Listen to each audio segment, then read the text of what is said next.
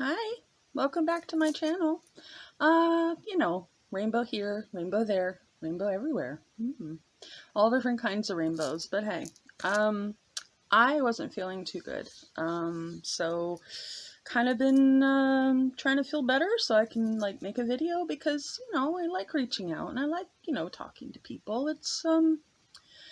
It's fun, honestly, and it's nice to just be able to talk to people and like connect, truly. Uh, so really, I wanted to like talk to you about something that I deal with almost every day. Being kind to myself is hard. It's like mentally, I'll set a list of things that I have to accomplish every day. And if I don't, I'm disappointed with myself. And I'm hard on myself too. I'm like, you could do better. You don't have to be so lazy. And then I realize and I remember, it's like, well, you're not lazy. Actually, you have fibromyalgia, you have this, you have that, blah, blah, blah. You're dealing with all kinds of crap. Okay.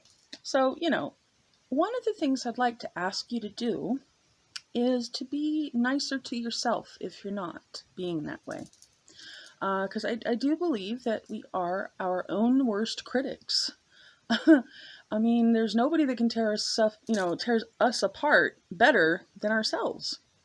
And we're pros at it. I mean, think about it. We're really good at it because we know exactly what bothers us the most. It sounds ridiculous, but we do it to ourselves. So, I'm just saying.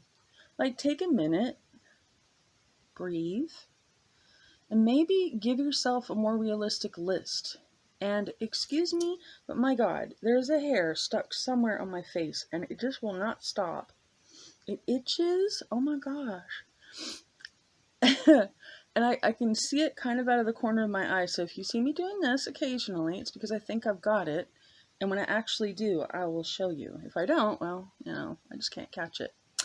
But you really need to be better with your own happiness, your own body, your own self. Don't be so hard on it, especially right now. I mean, I'm struggling with hives, okay, because of what's going on with, Russia and the Ukraine. It's very, this potential spillage is troubling and scary. And not only that, but the people at the epicenter, I can't even imagine what they're going through. And if I was more able-bodied, there would be more that I could actually do to help people, so that guilt weighs on me, and I don't know if it should or not, but it does. So right now, I think it's more important to occasionally just forgive yourself if you can't achieve something, okay? Like, today I had it in me. I was gonna clean this room and that one. I was gonna do this. I had a whole list, and you know what? I managed to get a couple of things done, and then I started feeling sick. And I had to, call it quits, and I had to sit down and take care of myself. When I was younger, I would never give up. I was so tenacious. And the problem with that is that I would come home and I'd be so exhausted. This is back when I would work, from my job, a 12-hour shift usually, and then doing everything else, that I was no good to anybody at the end of the day. And I couldn't like hang out. I couldn't watch a movie with most people most days. It was usually the weekend, and that was a marathon, I was always doing too much. And, so I was like workaholic and then like party on the weekend and just burning it at both ends. I mean, if there was a third end, I'd probably be burning that one. I mean, heck, I'm kind of visualizing one of those. I know you know what they're called. I know what they're called. I think it's a tire iron. I'm not sure. My dad used to teach me how to do change tires and everything, so I know what it is. I know what it does. I just can't remember the name of it. But it's across like this, okay? And it has, the things that you spin to get the wheel off and everything. But that's what I'm burning, basically, at four ends. Who knows? And I'm tired of, I got tired of being that way. And over the years, I've learned some logic. And I've learned taking time for yourself is not a bad thing. Taking too much um can be problematic, yes. But there's nothing wrong with, occasionally just taking time for you. Like, there's no need to feel guilty about it if you usually work your tail off. I mean, my hands are rough, okay, from like all the hard work I do around this house. And I'm not ashamed of it. But sometimes I think, I can stop. I can just take a break. And today is one of those days. And that's the video that I'm making basically, is just, look after yourself. Especially right now. You know? Like, right here, one of the best things you can do, honestly, is drink water. Lots of water. Keep yourself hydrated. I know you think, you're going out, it's bloody raining. I know, but it's not going in you. It's just going on you. So drink your water. Also, another thing that I found that's really helpful, lavender. I bought a little organic bag of lavender on Amazon, and I put it in a jar. This is an old coffee jar, because I love coffee way too much.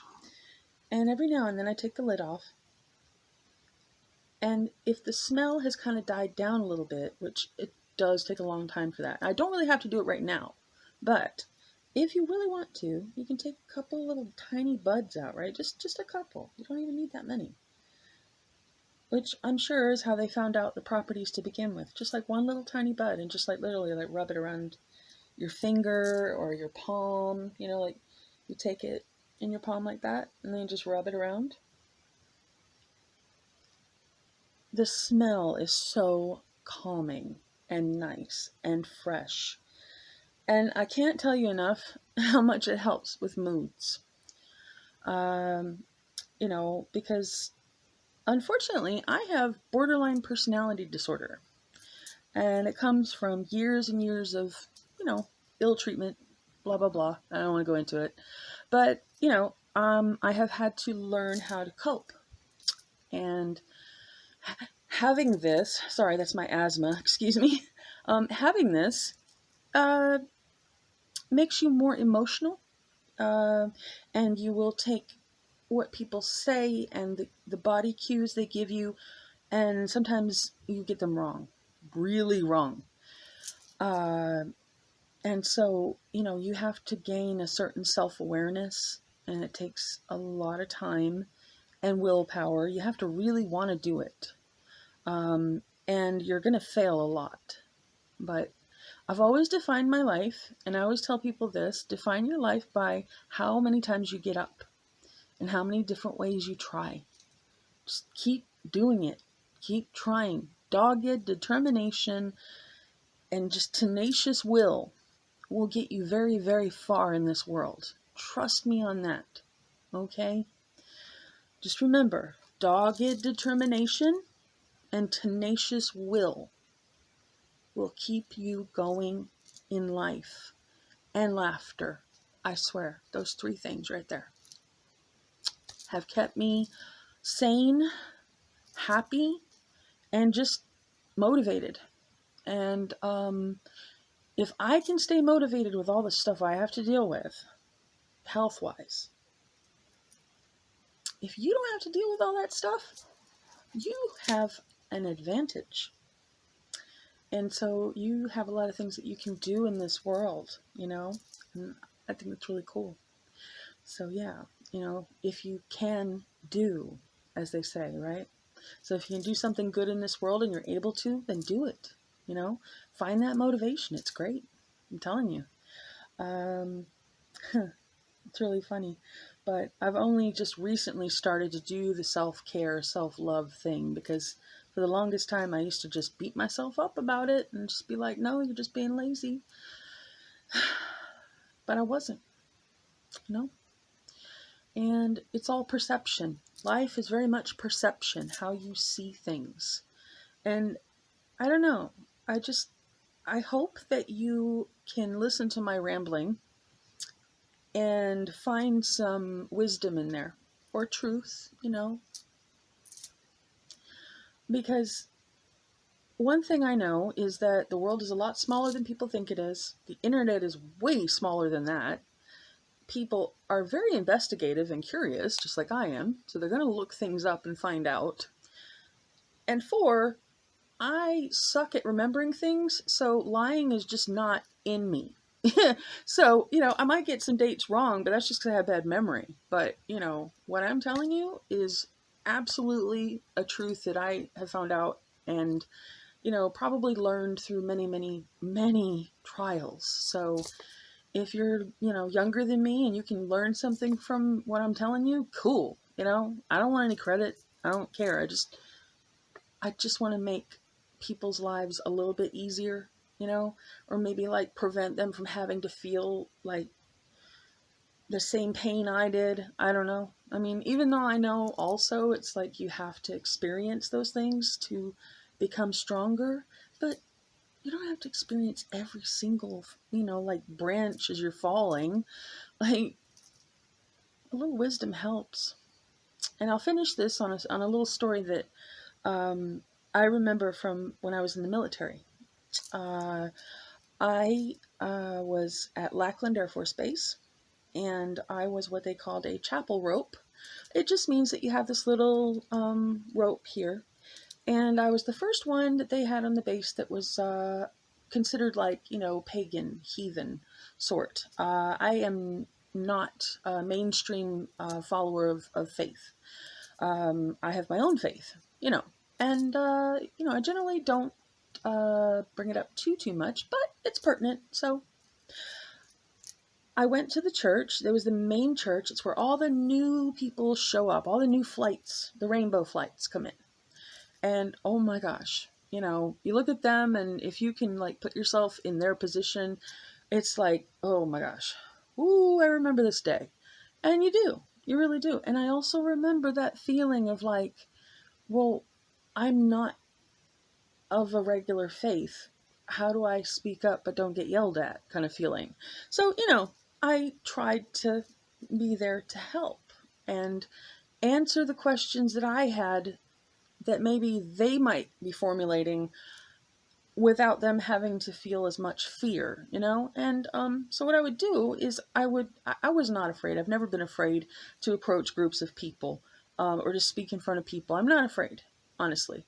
Um, I'm more afraid of what people do, not really so much what they say if I'm around them. But anyway, there were these groups of, flights that would come in, and I'd walk up to each one and I said, okay, well, how many of you would consider yourselves of an earth-based religion? Or, something that is not considered either, you know, Judaic, Islam, or Christianity. You know, any of those, please follow me. Okay. So I would get them all together, and they'd all follow me over to this one area, and I'd get them out of earshot so they'd have their own, like, private little space to feel safe and talk, And I would just tell them what I knew, all the little tricks you find out.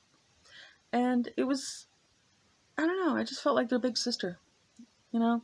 Like, there were some that they were finding it really like hard to clean the dorm, or like where do I put my mints, or like, what do I do with my extra, oh, what do they call those? They were it was a little elastic thing, and it had little hooks on the end of them, and you put them under your trousers at the very bottom of them. Oh, you tucked them under, and it made them look really neat. I was not prepared for that name, but I know you know what I'm talking about if you're ex-military and ex-Air Force, probably. I think the Army did it too. Probably they all did it. I don't know. But, yeah. And I would just give them advice. I would tell them, in all honesty, for, a lot of girls, the midsection of your bra is a very good place to hide or store certain things that you might need, like you really can't walk around on base with things in your pockets because they don't like that. And then you have that big black leather case, and then you've got your Lackland, what do they call it? The Lackland lighter? No. Oh no, I can't remember the name of it. But it was a torch, right? It was just a torch, and then it had this long yellow cone on the end of it, and it would just stick on the end of it. A Lackland laser, maybe? It's been so long. It was 1996 to 1998, so you'll have to forgive me. It's been a while. But yeah, that, and then you'd have to wear your web belt with your, your canteen and everything. And oh my God, the stories I could tell you with that, and I will, trust me. But yeah, you can't, you have to know little tricks of the trade, and so I would like give them all the little hints, like how to shine their shoes, or how to line up the shoes under the bed because people would get ridiculous, or how to tighten the blanket on the bed so tight that it would just make them really leave you alone, or how to do your drawer. Anything I could help with, I was going. There was one point I had to babysit. Literally, I had to go to a flight, and I had to do it was a guard duty for the dorm itself. And I was like 3 flights ahead, or 3 weeks ahead, and they were still like in their what was it? I think they were their first week or something. And oh my God, the questions. And this was in the dorm, so I was just like, I'm trying to do my job, and I'm like, yeah. And I was talking to them and trying to help them. So yeah, it was cool. So yeah, be good to yourself, please. And as always, like I'd say, I mean, this is just really something I truly believe. If you can help people, help them. If somebody doesn't want to help themselves, at least try. And just try to be kinder to people. Even if it means like just leaving them alone. To be kinder to them, do that. But just try to do the least amount of harm you can. I think that's the best we can do right now, as we have a large braggart stomping through a country that he has no right to do. But anyway, I love you guys, and I hope that you like this. And I have a whole lot more military stories. Oh my God, I have so many, and I really think you'll like them. They're funny. Some of them are ridiculous, and some of them might be tall tales my friends told me. I don't know, but still be funny. So yeah, what do you think? Let me know. Yeah, much love. Please subscribe below, and yeah, I hope to hear comments from you, and anything you'd like to say. Yeah, hopefully it's constructive, and if you're going to try to insult me, make it really good, okay? Okay.